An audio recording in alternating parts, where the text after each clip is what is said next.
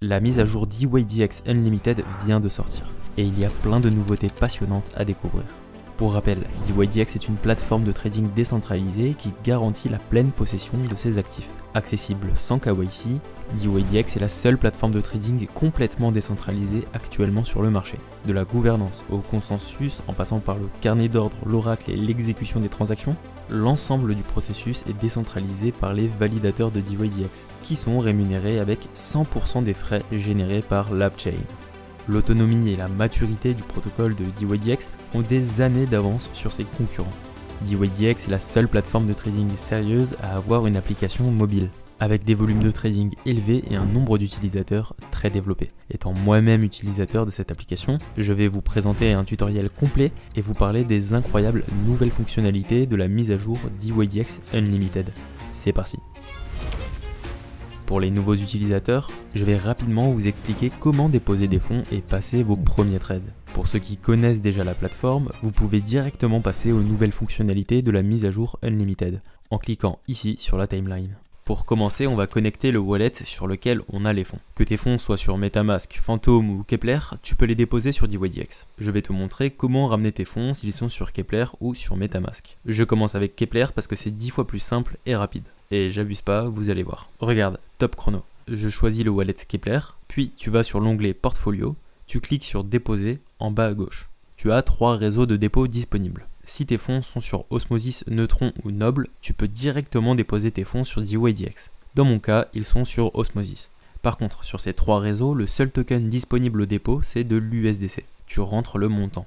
Tu peux mettre le montant max disponible, car comme tu peux le voir en déposant tes fonds, les frais de transaction sont payés en Osmo, puisqu'on est sur le réseau Osmosis. On confirme la transaction pour quelques centimes d'Osmo. Et voilà, top chrono, j'ai instantanément reçu les fonds, merci à IBC. Bon, maintenant passons par une méthode plus laborieuse. J'annonce donc 6 minutes 17 pour un dépôt avec MetaMask sur le réseau Arbitrum. C'est parti. Je clique sur le wallet, et en plusieurs adresses MetaMask, je choisis celle où j'ai les fonds que je souhaite déposer. Je clique sur Suivant, puis j'autorise l'accès au wallet, et je dois re-signer une autorisation à l'accès au wallet. Sachant que sur MetaMask j'étais déjà connecté à Arbitrum, il faut que je change de réseau pour celui d'Ethereum. Si tu es déjà sur le réseau Ethereum, il ne te demandera pas de changer de réseau. Maintenant je confirme l'accès de mon adresse depuis le réseau Ethereum à DYDX et re-signe pour la même chose. Je peux enfin déposer mes fonds. Je choisis le réseau Arbitrum avec le token que je veux déposer. Comme tu peux le voir, on a beaucoup plus de choix de tokens à déposer. Une fois le token choisi, tu rentres le montant. À savoir qu'ici, on paye les frais en Ethereum. Donc si tu déposes des Ethereum, il te faudra mettre un montant légèrement inférieur à ce que tu possèdes. Puis on confirme la transaction. Ici on est sur le réseau Arbitrum, donc on paye quelques centimes de frais. Et maintenant on attend que DYDX reçoive les fonds. Pour mon cas, ça a pris 14 minutes. Pour l'avoir déjà fait plusieurs fois par le passé, c'est toujours entre 10 et 20 minutes d'attente. Bon, les dépôts avec MetaMask, c'est clairement plus fastidieux qu'avec Keplr. Mais par contre, si je dois donner un point négatif au wallet Keplr sur DYDX, c'est que tu vas devoir signer tes transactions pour chaque ordre à passer. Pour en avoir discuté avec un membre de la team DYDX, il travaille activement dessus et prévoit de régler ça d'ici la fin d'année. En tout cas, c'est ainsi pour le moment. Voilà, j'ai bien reçu mes fonds, maintenant passons à l'essentiel, le trading. On va directement voir comment placer des ordres. C'est assez intuitif, l'interface est la même que sur toutes les autres plateformes de trading, rien de compliqué.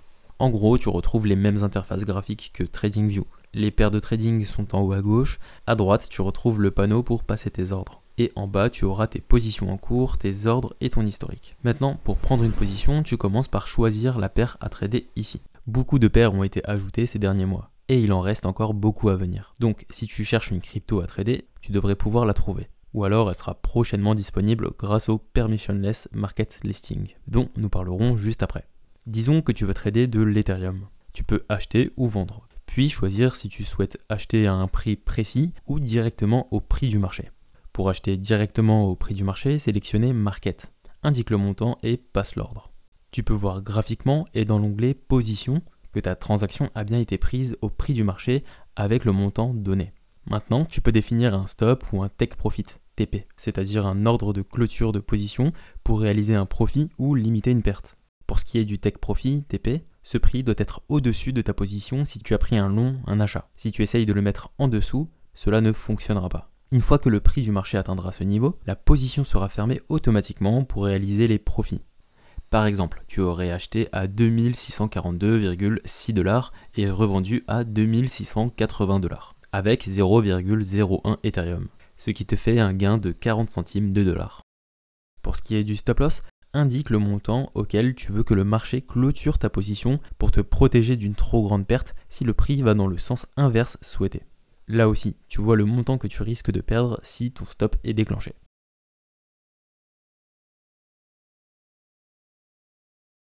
Si tu souhaites placer un ordre à un prix précis, sélectionne Limite. Indique le prix auquel tu veux acheter, puis le montant et passe l'ordre. Dans ce cas, la position sera en attente d'exécution et tu pourras la voir dans Ordre et graphiquement. Une fois que tu as pris la position souhaitée, tu peux protéger tes positions en mettant un stop loss. Pour ce faire, il faut recréer un ordre stop loss pour un long, ce qui signifie que le stop loss sera un short, tout comme le TP, car pour clôturer un long, il faut un short. Sélectionne Sell, puis Stop Market. Indique le prix auquel le stop doit se déclencher et le montant que tu veux clôturer. Par exemple, tu peux vouloir clôturer la moitié de ta position à 2615 $ et l'autre moitié à 2610 $. Par défaut, les ordres restent valides pendant 28 jours, mais tu peux modifier cette durée si tu le souhaites. Pareil pour le TP, sélectionne Short, Take Profit Market avec le montant souhaité. Une fois que ton ordre d'achat est exécuté, tu le verras affiché dans Position. Maintenant, je te donne une petite astuce. Si tu veux déplacer facilement un ordre, tu peux le faire directement sur le graphique en maintenant la position et en la glissant où tu le souhaites. Cela fonctionne aussi pour le TP, les stop loss et ordre limite. Tu peux également consulter tout ton historique de transactions dans Files. DYDX a une expérience utilisateur en constante évolution, et c'est pour le mieux, je trouve. Il y a quelques mois, nous ne pouvions pas modifier la hauteur d'un ordre aussi facilement. Il fallait supprimer l'ordre et le recréer manuellement, ce qui était contraignant. Maintenant, c'est beaucoup plus pratique. Il y a eu pas mal de changements pour rendre l'expérience utilisateur agréable pour le trading, avec une vraie maintenance et une écoute de la communauté, ce qui est un très bon point. C'est d'ailleurs pour ça qu'ils ont mis en place ce fameux marché de trading permissionless. C'est juste fou ce qu'ils ont fait. DYDX a complètement innové sur ce point. Actuellement, aucun exchange centralisé ou décentralisé ne propose cela. Ça permet à tout le monde de créer de nouveaux marchés de crypto-monnaies et des marchés de prédiction de manière non permissionnée très facilement. En gros, cela va permettre de rendre toutes les cryptos du monde disponibles au trading sur DYDX. Il y a quelques mois encore, il n'y avait que 20 à 30 paires de trading disponibles. Maintenant, il est possible de trader des centaines, voire des milliers de paires de trading. Il suffit de renseigner 3 oracles pour donner le prix de cette crypto et de mettre à disposition de la liquidité dans un vault pour permettre à tout le monde de la trader. À partir du moment où tu remplis ces 2 critères, tu n'as besoin de la validation et l'autorisation de personne pour créer ce nouveau marché, qui sera tradable pour tous sur DYDX. Cependant, nous pouvons à première vue identifier un problème. Si tout le monde peut ajouter des cryptos sur le marché aussi facilement et rapidement, on va très vite se retrouver avec des centaines de cryptos d'un coup. Le marché ne sera pas assez liquide à ce moment-là pour les trader. Surtout que certaines sont très peu capitalisées de base et donc encore moins liquides. Cela rendra l'expérience utilisateur chaotique. Par exemple, si je veux acheter pour 10 000 $ une crypto qui n'a que 3 000 $ d'intérêt ouvert, je vais faire augmenter le prix du marché de 333% en théorie. Mais en pratique, je vais devoir payer énormément de frais. Car un prix perp doit respecter les prix de marché globaux avec un oracle. Avec un open interest trop faible pour ma taille de position, je vais devoir payer énormément de frais pour trader une petite crypto. Cela rendra tout ce nouveau marché obsolète, car moins il y a de liquidité et de volume d'échange, moins il y a de traders. Et moins il y a de traders, moins il y a de volume. Pour contrer ce double problème de manque de liquidité sur certaines paires, DYDX a créé le Megavolt. Le Megavolt, c'est vous et moi qui allons pouvoir déposer des USDC en échange d'un rendement. Le rendement provient de l'apport de liquidité automatisé sur le marché en manque de liquidité au service des traders. Le trader va payer un léger surplus pour avoir accès à un marché plus liquide, et ce surplus sera redirigé vers les apporteurs de liquidité du Vault. Cela crée un marché efficient et utilisable pour les traders, car sans le Vault, trader une paire peu liquide serait quasiment impossible. Avec le Vault, cela coûte moins cher pour le trader et donne un rendement aux déposants du Vault. Et en plus, tu peux retirer tes USDC du Vault à tout moment. Le Megavolt ne garantit pas un rendement positif, car il dépend de nombreux facteurs, notamment des conditions du marché et des positions du Vault. Par exemple, si le Vault prend en charge une position longue et que le prix baisse, la valeur nette du Vault diminue. En tout cas, ce Vault n'est pas conçu pour générer de gros rendements, tout comme il ne risque pas de subir de grosses pertes. Il est là pour rendre l'expérience utilisateur du trading de n'importe quelle paire agréable en améliorant la liquidité des marchés. Dans cette mise à jour de DYDX Unlimited, tu retrouveras aussi la possibilité de participer à un programme d'affiliation. Trade au moins avec un volume de 10 000 $ pour débloquer ton lien d'affiliation exclusif. Puis invite des amis sur DYDX. Toi, tu gagneras une part des frais de trading, pendant qu'eux bénéficieront d'un tarif réduit. Tout le monde y gagne. Avec la possibilité de gagner jusqu'à 3 000 $ par mois par parrainage, voire jusqu'à 10 000 pour les plus gros parrains. D'ailleurs, si tu veux nous soutenir et bénéficier d'une réduction, n'hésite pas à passer par notre lien d'affiliation disponible en premier lien de la description.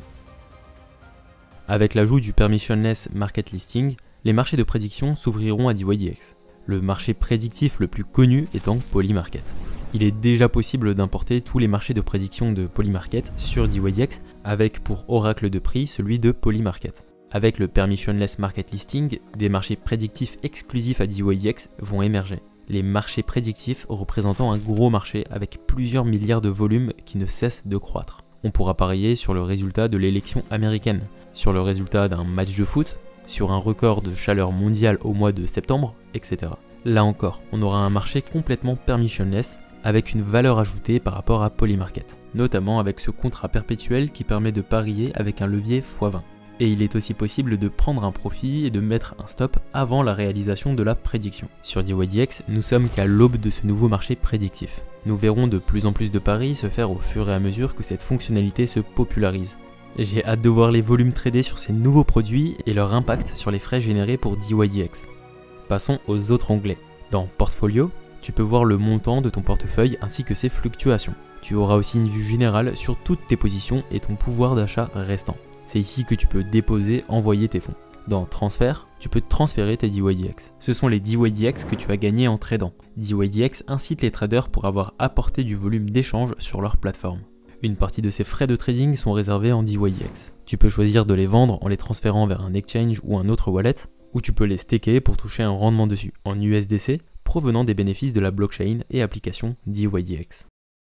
Dans l'onglet Market, c'est une sorte de CoinMarketCap, tu as une vue d'ensemble sur la performance avec le volume total échangé sur la plateforme sur les dernières 24 heures. Tu peux voir les derniers tokens listés, les tokens qui performent le mieux. On peut aussi voir toutes les autres paires disponibles sur DYDX, avec le prix, les volumes, l'open interest, le funding, etc. Pour finir, dans l'onglet DYDX, tu as un suivi de toutes les récompenses de trading en DYDX. Et tu peux directement staker tes DYDX si tu le souhaites. En ce moment, il y a 11% d'APR. Sachant que cet APR fluctue en fonction des revenus générés par DYDX grâce aux frais de trading et au nombre de stakers. En moyenne, c'est 8% d'APR payés en USDC, je te rappelle. Pour staker, indique le montant, choisis le validateur. Personnellement, je vous recommanderais ProDelegator, prévisualise puis confirme la transaction. Tu peux visualiser le nombre de DYDX stakés ici. Et à n'importe quelle heure, tu peux réclamer tes récompenses de stacking ou les laisser s'accumuler, bien sûr. N'oublions pas qu'on pourra bientôt placer nos récompenses en USDC dans un Megavolt. Voilà, vous savez tout sur cette dernière mise à jour. DYDX nous propose tout un tas de fonctionnalités très stylées, mais attention de ne pas faire n'importe quoi avec vos fonds. DYDX impose des limites de levier sur les cryptos les plus volatiles pour essayer de protéger ses utilisateurs. Mais restez prudents les amis. Sur ce, n'hésite pas à liker et partager la vidéo si elle t'a plu. Allez, ciao les cosmonautes.